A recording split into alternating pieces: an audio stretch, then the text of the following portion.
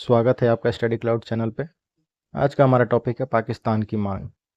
मुस्लिमों के लिए एक पृथक देश की प्रथम बार एक निश्चित अभिव्यक्ति वर्ष 1930 के मुस्लिम लीग के इलाहाबाद अधिवेशन के इकबाल के अध्यक्षीय भाषण में हुई थी, जबकि कैम्ब्रिज विश्वविद्यालय के एक छात्र चौधरी रहमत अली ने वर्ष 1933 में पाकिस्तान शब्द का सर्वप्रथम प्रयोग now or never, are we to leave और पेरिस फॉर एवर इसके नाम से वितरित अपने पैम्फलेट में किया था। किस नाम से पैम्फलेट था? Now or never, are we to leave और पेरिस फॉर एवर।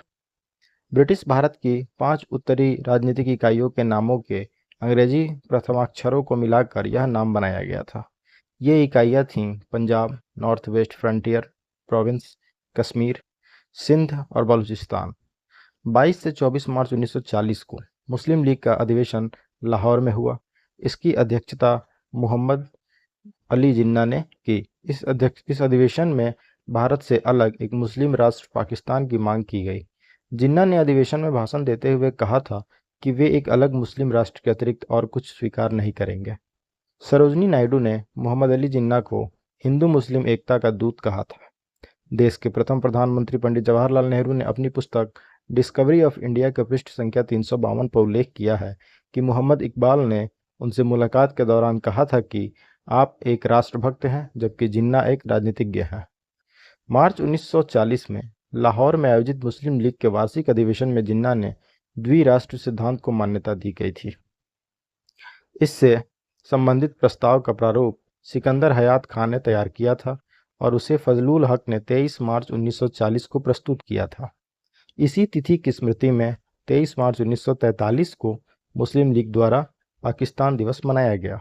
अब देखते हैं प्रश्न।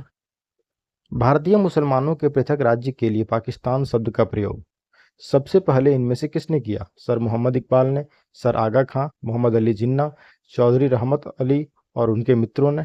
तो सही ऑप्शन है चौधरी रहमत अली और उनके मित्रों ने। भारतीय मुसलमानों के लिए पृथक राज्य पाकिस्तान शब्द का प्रयोग सर्वप्रथम कैम्ब्रिज विश्वविद्यालय के छात्र रहमत अली ने अपने पत्र, जिसका शीर्षक था नाउ और नेवर, में प्रस्तुत किया था।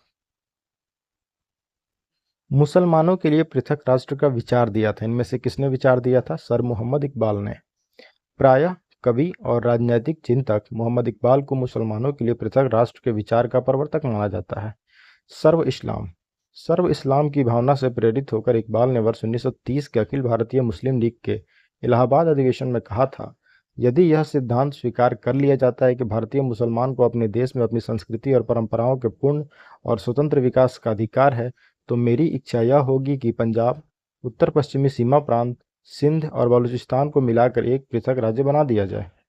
ब्रिटिश साम्राज्य के अंदर अथवा बाहर एक उत्तर पश्चिमी भारतीय मुस्लिम राज्य का गठन मुझे कम से कम उत्तर पश्चिमी भारत में मुसलमानों का अंतिम लक्ष्य प्रतीत होता है।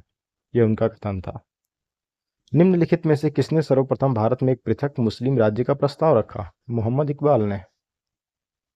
वर्ष 1930 में मुस्लिम लीग के इलाहाबाद अधिवेशन में अध्यक्षीय भाषण में मोहम्मद इकबाल ने सर्वप्रथम एक पृथक मुस्लिम राज्य का प्रस्ताव रखा था। पाकिस्तान के अलग राज्य आंदोलन का नेतृत्व किसने किया? मोहम्मद अली जिन्ना ने।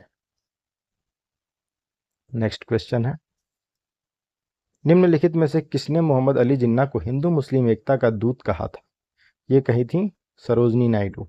उन्होंने कहा था मोहम्मद अली जिन्ना को हिंदू मुस्लिम एकता का दूत।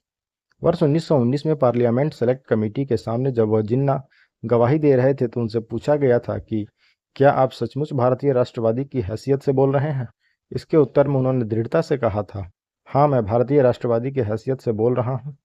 उसके बाद मेजर आर्क्सबी गोर ने पूछा, अर्थात आप राजनीतिक जीवन में मुसलमान और हिंदू के बीच में भेदभाव को जल्दी से जल्दी दूर कर देना चाहते हैं? इसके उत्तर में जिन्ना ने कहा था, हाँ, मुझे सबसे ज़्यादा खुशी होगी जब वह दिन आएगा।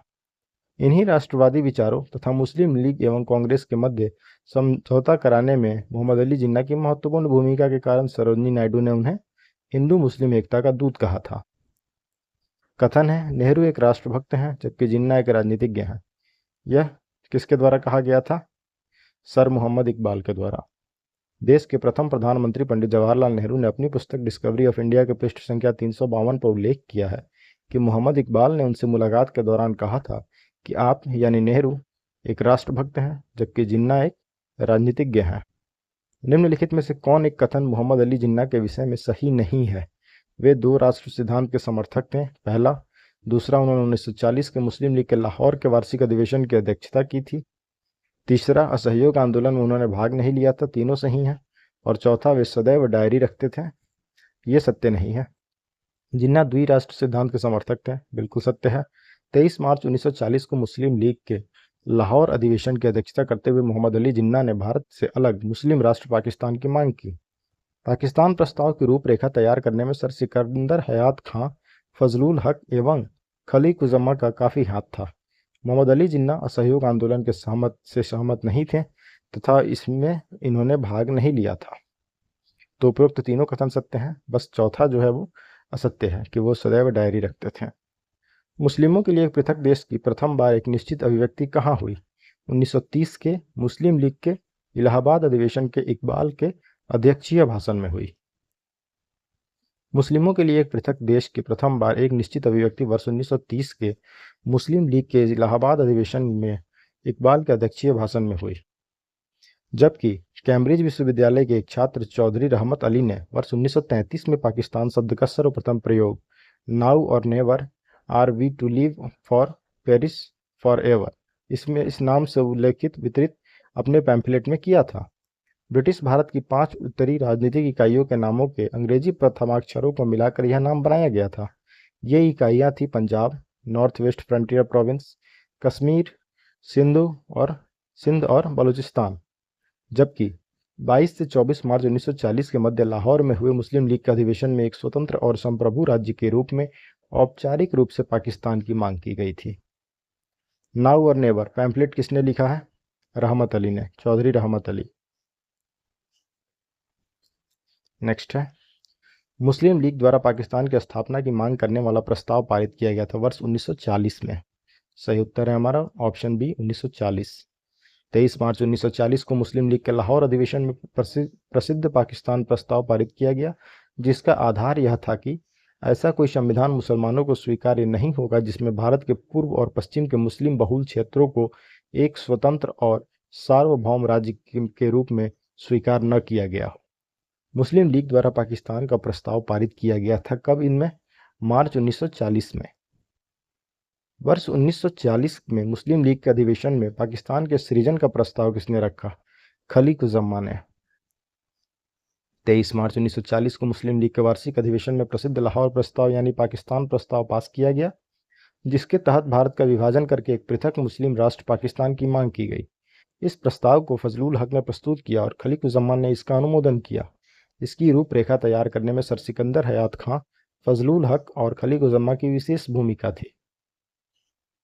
पाकिस्तान प्रस्ताव की रूपरेखा किसने तैयार की? सिकंदर हयात खां। मुस्लिम लीग का वार्षिक अधिवेशन जिसमें जिन्ना के दो राष्ट्र के सिद्धांत को मान्यता दी गई, वो कहाँ हुई थी? लाहौर में।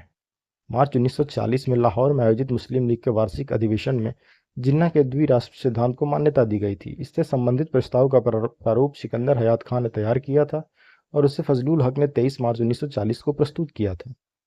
मुस्लिम लीग ने भारत के विभाजन की मांग का प्रस्ताव अपने किस अधिवेशन में किया था? लाहौर के अधिवेशन में। वह कौन तिथि थी जब मुस्लिम लीग ने पाकिस्तान दिवस मनाया था? 23 मार्च 1943। 22 से 24 मार्च 1940 को मुस्लिम लीग का अधिवेशन लाहौर में हुआ। इसकी अध्यक्षता मोहम्मद अली जिन्ना ने की। 23 मार्च 1940 को इस अधिवेशन में भारत से अलग एक मुस्लिम राष्ट्र पाकिस्तान की मांग करते हुए एक प्रस्ताव पारित किया गया। इसी तिथि की स्मृति में 23 मार्च 1943 को मुस्लिम लीग द्वारा पाकिस्तान दिवस मनाया गया। मुस्लिम लीग के लाहौर अधिवेशन 1940 की अध्यक्षता किसने की थी? मोहम्मद अली जिन्ना ने। ये टॉपिक यहीं समाप्त होता है। नेक्स्ट वीडियो में हम देखते हैं व्यक्तिगत सत्याग्रह। Thanks for watching. Keep supporting study cloud. Thank you.